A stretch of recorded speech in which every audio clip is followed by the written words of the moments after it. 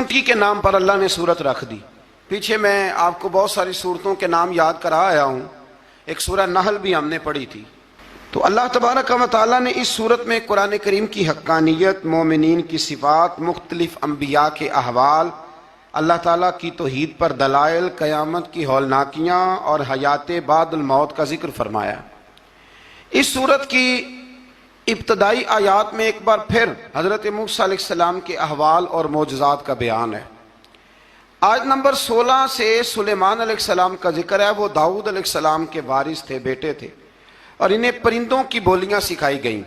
جنات اور انسانوں کے لشکر کا ایک فوجی ڈسپلن کے ساتھ ان کے پاس حاضر رہتے تھے۔ وہ جو ان کا لشکر تھا نا، اس میں انسان بھی تھے، جن بھی تھے، اور اس کے اندر پرندے بھی تھے۔ ان کا لشکر تھا، وہ ہمیشہ ان کے پاس رہتے تھے۔ حضرت سلیمان علیہ السلام گزر رہے تھے تو ایک مقام سے آپ گزرے جہاں چیونٹیاں بڑی کثرت کے ساتھ تھیں۔ تو ایک چیونٹی جو ان چیونٹیوں کی سردار تھی، ان چیونٹیوں کی بڑی تھی، اور مفسرین کرام نے یہ بھی لکھا ہے کہ وہ تھی بھی، ایک آنکھ اس کی کوئی نہیں تھی، ایک ٹانگ اس کی کوئی نہیں تھی، لیکن اس حال میں بھی وہ چیونٹی جو تھی وہ چیونٹیوں کی قیادت کر رہی تھی۔ تو حضرت سیدنا سلیمان علیہ السلام کا لشکر جب وہاں سے گزرا تو وہ کہنے لگی یا ایھا النمل ادخلوا مساکنکم، کہنے لگی چیونٹیوں اپنے بلوں میں گھس جاؤ، کہیں ایسا نہ ہو کہ سلیمان علیہ السلام کا لشکر بے دہانی میں، سلیمان کا لشکر توجہ نہ کرے اور تمہیں پاؤں کے نیچے مسل دے، لہذا اس طرح کرو کہ تم اپنے اپنے بلوں میں گھس جاؤ۔ حضرت سلیمان ابھی 3 میل دور تھے، تمام مفسرین نے لکھا ہے 3 میل دور تھے، تو وہاں سے چیونٹی بول لی تو قرآن کہتا ہے کہ حضرت سلیمان اس کی بات سن کے ہنس پڑے، فتبسم ضاحکا، آپ اس کی بات سن کے ہنس پڑے کہ دیکھو یہ چیونٹی کیا کہہ رہی ہے، ذرا غور کرنا بات پر کہ حضرت سلیمان 3 میل دور فاصلے پر چیونٹی کی بات بھی سن لیتے ہیں۔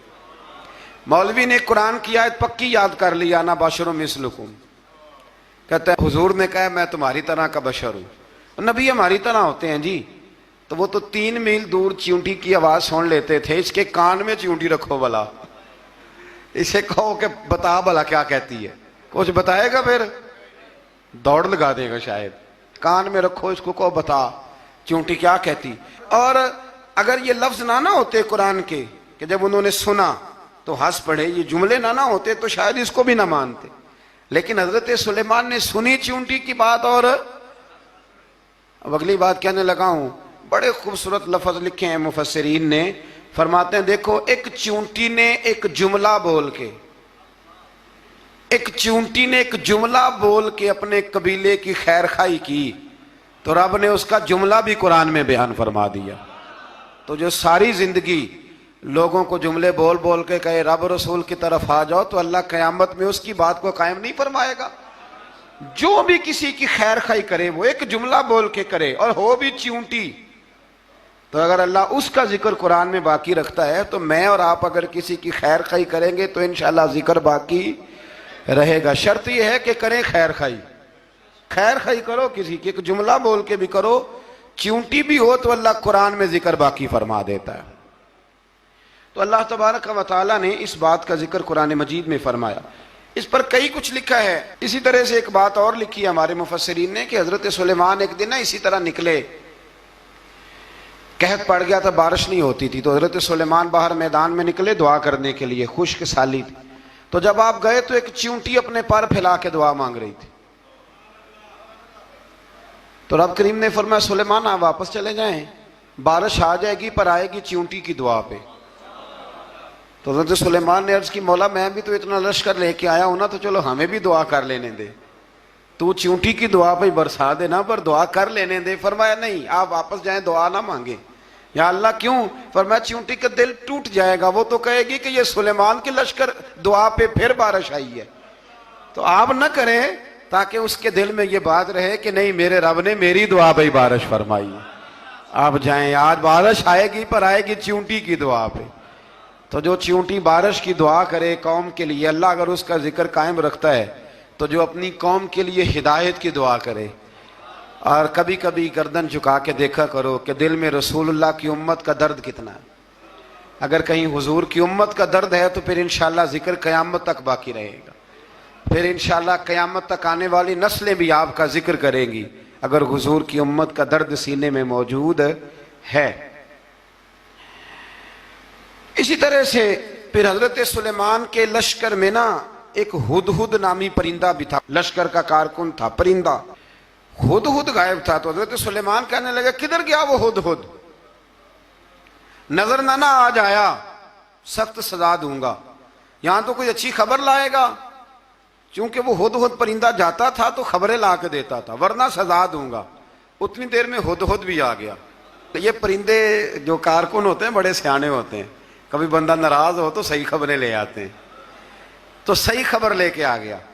آتے ہی آ کے بیٹھا تو اس نے حضرت سلیمان علیہ السلام نے کہا کہاں تھے؟ عرض کرنے لگا حضور میں ملک سبا گیا تھا، وہاں ایک عورت حکمرانی کرتی ہے، اس کا نام بلقیس ہے. بہت بڑے تخت پہ بیٹھتی ہے. 80 گز اس کا تخت لمبا ہے، 40 گز چوڑا ہے، اور شاید 80 من کے 80 ٹن اس کا وزن ہے. تو حضور وہ سورج کو پوچھتے ہیں. تو حضرت سلیمان نے فوراً خط لکھا، فرمایا جا کے اسے میرا خط دے دو کہ یہاں تو کلمہ پڑھ کے ہماری فرما بردار بن جائے، ورنہ تیار ہو جائے. جو اللہ کے غیر کو پوچھتے ہیں ہم ان کے خلاف جنگ کریں گے. وہ جب لے کے گئے نا خط یہ حدود گیا تو وہ میٹنگ کر رہی تھی، اس کے وزیر مشیر سارے بیٹھے تھے.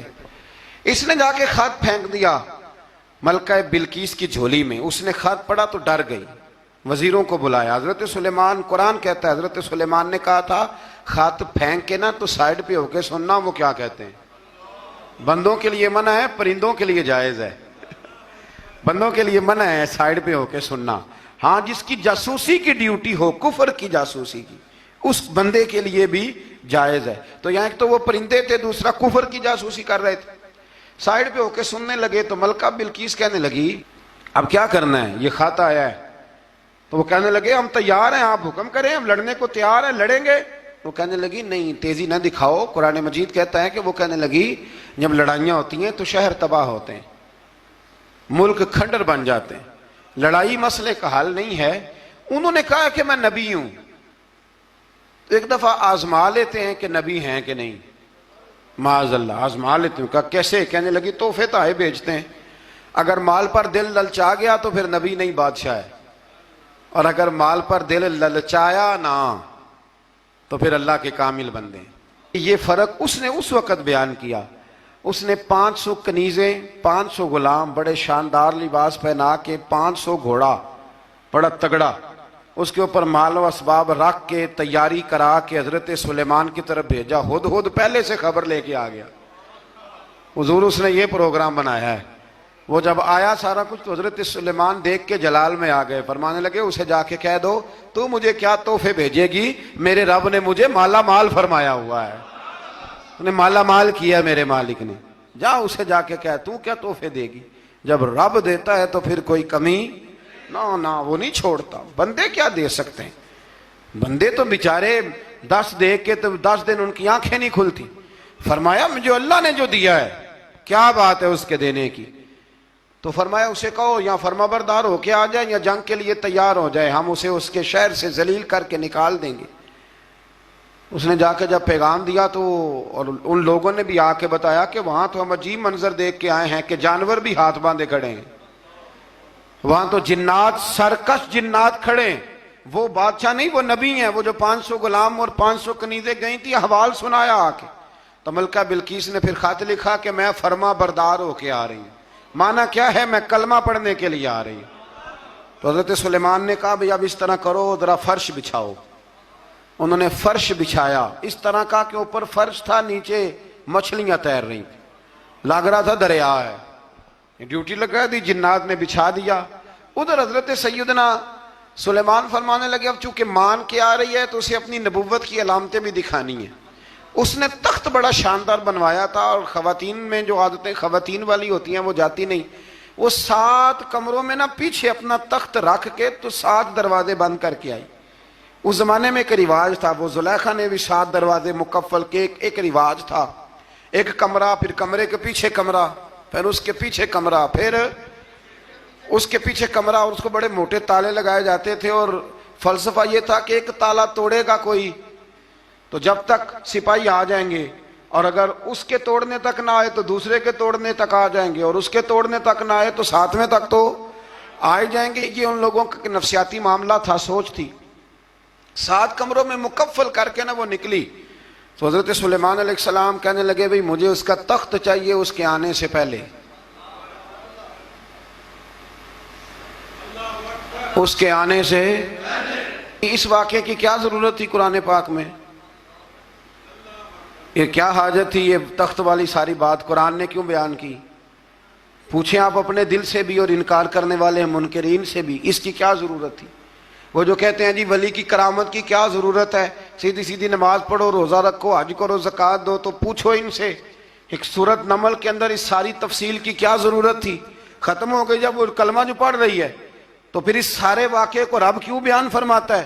حضرت سیدنا سلیمان فرمانے لگے تخت چاہیے، اور چاہیے اس کے آنے سے پہلے۔ قال عفریت من الجن، جنوں میں سے ایک بہت بڑا جن بولا، کہنے لگا حضور آپ کا یہ تخت برخاست ہونے سے پہلے لے آؤں گا۔ یہ جو آپ میٹنگ کر رہے ہیں نا، یا آپ فیصلے ختم، کچھ نے لکھا صبح سے شام تک میٹنگ ہوتی ہے اور اس کو آنے میں پتہ نہیں کتنے دن لگیں گے، تو میں یہ برخاست ہونے سے پہلے، اور کچھ نے کہہ دیا آپ شرط کیوں لگاتے ہیں کہ صبح سے شام تک ہوتی؟ اس جن نے کہا دیا آپ 10 منٹ میں فارغ ہو جائیں، آپ فارغ ہوں گے تو تخت آ جائے گا۔ مفسرین نے لکھا ہے کہ جب قرآن کہتا ہے کہ اس نے کہا کہ آپ کے فارغ ہونے سے پہلے، تو اس کا مطلب ہے کہ جب آپ اٹھیں گے، یہ جگہ خالی کر دیں گے تو تخت یہاں کیویں ہزاروں میل کا فاصلہ ہے آ جائے گا، پر ہوائی جہاز پہ کارگو کرا کے، جی DHL کے ذریعے کیسے آئے گا؟ وہ آئے گا تو بس آئے گا۔ تو حضرت سلیمان کی تو بادشاہت تھی نا زمانے پہ، فرمانے لگے نہیں نہیں تو لیٹ ہے، تو لیٹ ہے، تو ہمیں جانتا ہی نہیں، ایٹ سٹ تے پکھڑا کوار گندل، اسی اور بھی بوٹیاں جاننے ہاں، یہ تو لیٹ ہے، ابھی ہماری طاقت اس سے زیادہ ہے۔ بڑی کمال بات لکھی ہے لکھنے والوں نے۔ ایک مفسر نے لکھا ہے کہ ابھی حضرت سلیمان نے غلاموں سے منگوایا ہے، اپنی بات کوئی نہیں کی، یہ حال ہے ان کے غلاموں کا، تو سردار کا عالم کیا ہوگا؟ حضرت سلیمان کہنے لگے بھی جلدی جائیے۔ قال الذی عنده علم من الکتاب انا آتیک بہ قبل ان یرتد الیک طرفک، تو اٹھا ان میں سے وہ جس کے پاس کتاب میں سے علم تھا،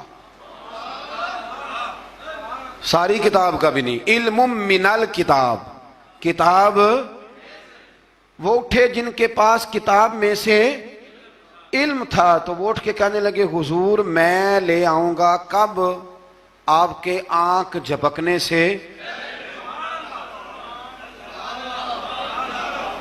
آنکھ جھپکنے سے، بندہ تھا جن تھا، جن کی تو بات مانی نہیں انہوں نے، کیا کہا؟ آنکھ جھپکنے سے، میں آنکھ جھپکنے سے پہلے لے آؤں گا۔ تو حضرت سلیمان کہنے لگے تو ٹھیک ہے چل لا پھر، لا پھر۔ آنکھ جھپکنے سے بڑے ہی نادان نہیں، پھر غصہ نہیں آتا ان پہ، پھر غصہ نہیں آتا۔ میرے شیخ کامل، مرشد اکمل، شیخ بحر و بار، حضور غوث پاک جیلانی، حضرت غوث اعظم یوں کر کے شاگردوں کو، مریدوں کو سبق پڑھا رہے تھے، پڑھاتے پڑھاتے ہاتھ آگے کیا، اور جب ہاتھ واپس آیا تو بھیگ گیا تھا سارا۔ تو شاگرد کہنے لگے حضور یہ کیا ہے؟ فرمایا تمہیں نہیں سمجھ آئے گی، چھوڑو تمہارے والی بات نہیں، خاصاں دی گل آما آگے نہیں مناسب کرنی، رہنے دو تم۔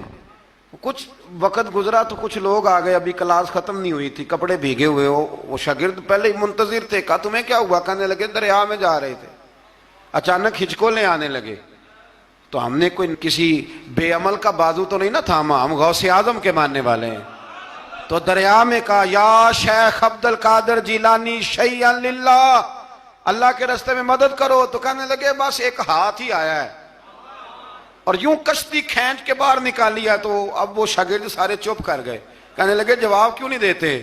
انہوں نے کہا تم نے ہاتھ دیکھا ہے پہنچتا ہوا، اور ہم نے ہاتھ دیکھا یہاں سے جاتا ہوا۔ تم نے پہنچتا ہوا دیکھا ہے تو ہم نے۔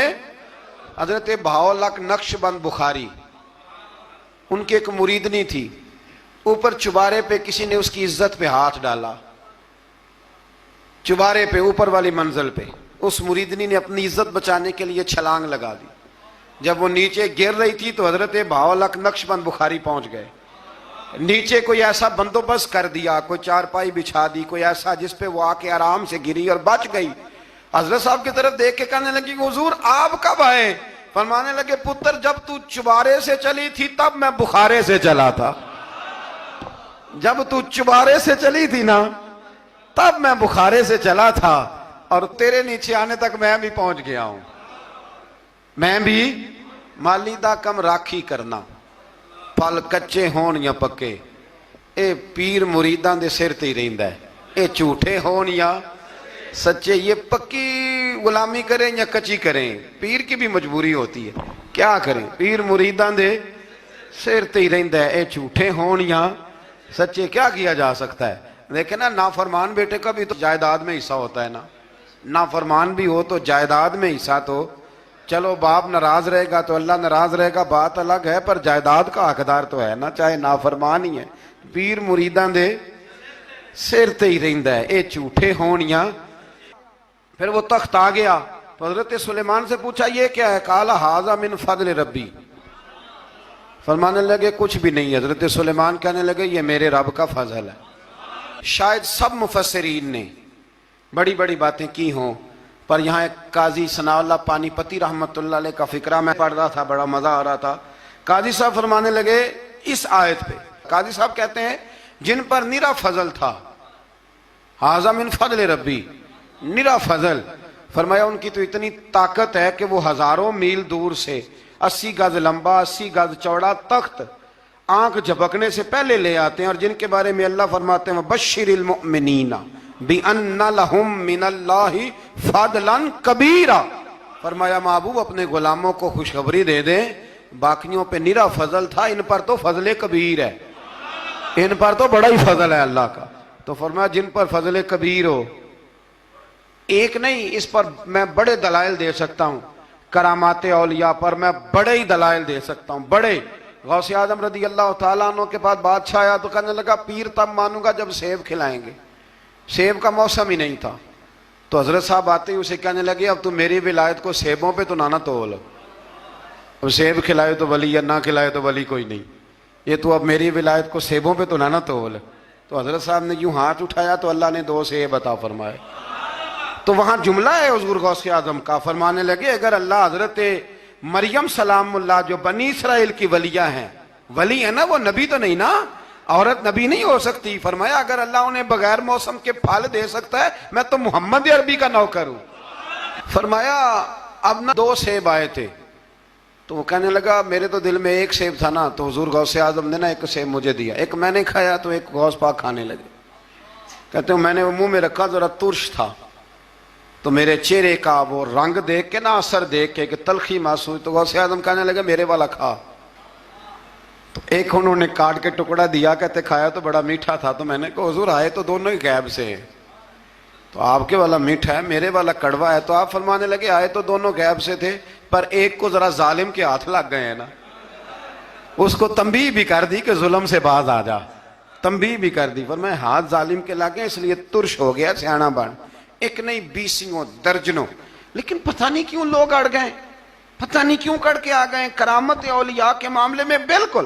اور پھر کسی حدیث میں یہ نہیں آیا کہ اس زمانے میں ولی ہوں گے تو اس زمانے میں ولی نہیں ہوں گے، حضور نے فرمایا میری امت کبھی گمراہی پر جمع نہیں ہوگی۔ اقبال کہتے ہیں اولیاء کیا ہوتے ہیں؟ اولیاء کیا ہیں؟ جواسیس القلوب۔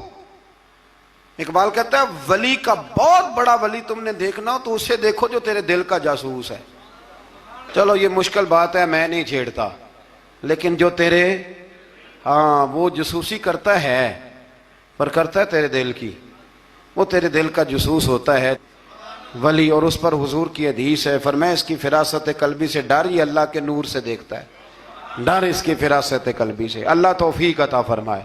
بارہ اس ولی کا نام تھا آصف بن برخیہ۔ آصف بن برخیہ جی حضرت سلیمان کے وزیر تھے۔ وہ آئی ملکہ بلقیس، اور جب وہ آئی نا تو اس نے دیکھا کہ یہ تو آگے سامنے حضرت سلیمان بیٹھے ہیں، اور جو رستہ ہے نا درمیان میں وہ فرش ہے کہ دریا ہے سمجھ نہیں آ رہی، تو اس نے نا اپنا یوں کر کے اوپر کپڑا اٹھانا شروع کر دیا کہ نیچے پانی ہے، تو حضرت سلیمان کہنے لگے چلتی آ، نیچے کچھ بھی نہیں۔ اس نے پیر رکھا، نیچے مچھلیاں بھی تیرتی جا رہی تھیں۔ حضرت سلیمان علیہ الصلوۃ والسلام، آج بھی اللہ نے توفیق دی ہے نا، لوگوں نے اس طرح کی تعمیرات بعد میں کی ہیں، لیکن اس کے موجد، اس کے پہلے بنانے والے حضرت سلیمان ہیں اللہ کی دی ہوئی توفیق سے۔ تو وہ ملکہ آپ کے پاس آئی، پھر وہ آپ کی فرما بردار ہو گئی، اور بعد مفسرین نے یہ لکھا ہے کہ اس نے جب کلمہ پڑھا تو پھر اس کا نکاح بھی حضرت سلیمان سے ہوا، یہ بھی بعض لوگوں نے لکھا۔